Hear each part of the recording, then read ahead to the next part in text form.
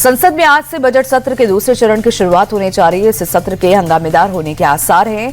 पहले ही दिन लोकसभा में स्पीकर ओम बिरला को पद से हटाने के प्रस्ताव पर चर्चा हो सकती है। इस प्रस्ताव का नोटिस कांग्रेस सांसद डॉक्टर मोहम्मद जावेद के सुरेश और डॉक्टर मल्लू रवि की ओर से दिया गया है। हालांकि सत्ता पक्ष के पास बहुमत है, इसलिए प्रस्ताव के खारिज होने के आसार हैं।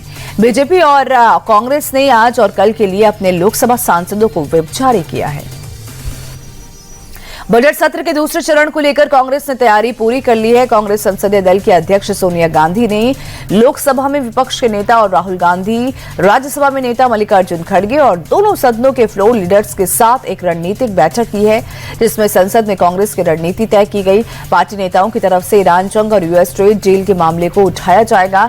इसी के मद्देनजर आज इंडिया ब्लॉक के नेता भी मीटिंग करने जा रहे हैं। मिडिल ईस्ट की जंग पर भारत का क्या स्टैंड है, खाड़ी में फंसे भारतीयों के रेस्क्यू को लेकर क्या रणनीति बनी, इसे लेकर आज विदेश मंत्री संसद में जवाब देने वाले हैं।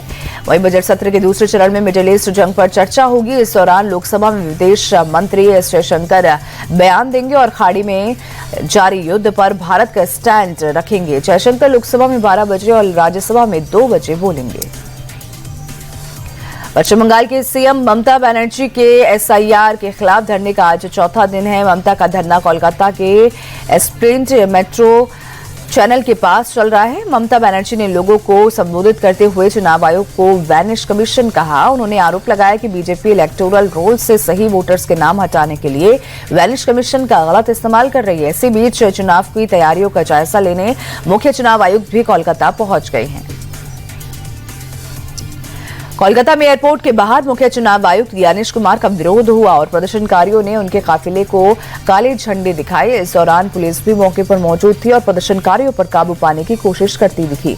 आपको बता दें कि मुख्य चुनाव आयुक्त ज्ञानेश कुमार अपनी टीम के साथ बीती रात 3 दिन के दौरे पर कोलकाता पहुंचे, जहां वो आने वाले विधानसभा चुनावों की तैयारियों की समीक्षा करेंगे। बंगाल में प्रेसिडेंट प्रोग्राम पर बवाल थमने का नाम नहीं ले रहा है। सीएम ममता ने फिर से कहा कि कार्यक्रम में किसी भी तरह से नियम का उल्लंघन नहीं हुआ। राष्ट्रपति के प्रोग्राम में राज्य सरकार का कोई रोल नहीं था। आयोजकों और भारत सरकार के जिम्मे पर कार्यक्रम हुआ। हम महामहिम के पद का पूरा सम्मान करते हैं, लेकिन चुनाव को लेकर बंगाल को बदनाम करने की साजिश अच्छी नहीं।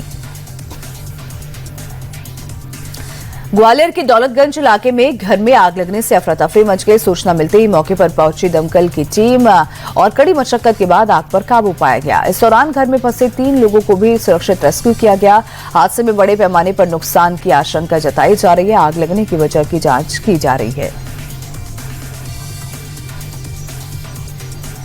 ओडिशा के सुंदरगढ़ से दहला देने वाली तस्वीर सामने आई है और सुनारीपाड़ा इलाके में 2 बाइक सवार बदमाशों ने दिन दहाड़े एक महिला के गले से सोने की चेन छीन ली। झपट्टा इतना तेज था कि पीड़िता सड़क पर गिरकर घायल हो गई। पुलिस ने सीसीटीवी फुटेज के आधार पर जांच शुरू कर दी। इलाके में दहशत का माहौल है और लोग सड़कों पर सुरक्षा को लेकर सवाल उठा रहे हैं। दिल्ली की जामा मस्जिद में इफ्तार की दावत का आयोजन किया गया। इसमें इंडिया टीवी के चेयरमैन और editor in chief Rajat Sharma और एमडी रितु धवन ने भी शिरकत की।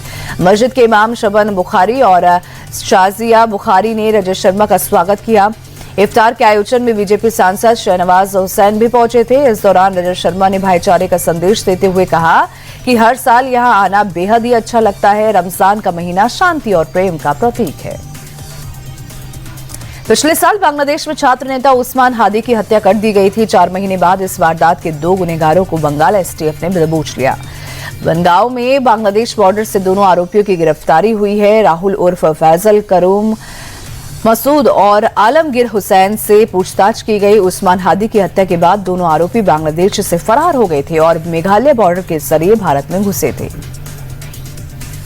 मिडिल ईस्ट में जारी युद्ध की आहट अब बांग्लादेश की सड़कों पर दिखने लगी है। राजधानी ढाका समेत पूरे देश में पेट्रोल पंपों पर मीलों लंबी लाइन लगी हुई है। ईंधन खत्म होने के डर से लोग रातों रात लाइन में खड़े हैं। गैस संकट की वजह से देश की 6 में से 5 फर्टिलाइजर फैक्ट्रियां बंद हो चुकी हैं, जिससे खेती पर भी संकट मंडरा रहा है। चीन और भारत के रिश्तों में लगातार मिठास बढ़ती जा रही है। चीनी विदेश मंत्री वांग यी ने एक बार फिर से भारत को अच्छा दोस्त बताया। वांग यी का कहना है कि दोनों ही देश एक दूसरे के लिए पार्टनर और कंपटीशन की तरह हैं। हमें मिलकर बेहतर अवसरों का निर्माण करना चाहिए। हमारी दोस्ती को धमकी की बजाय मौके की तरह देखा जाना चाहिए।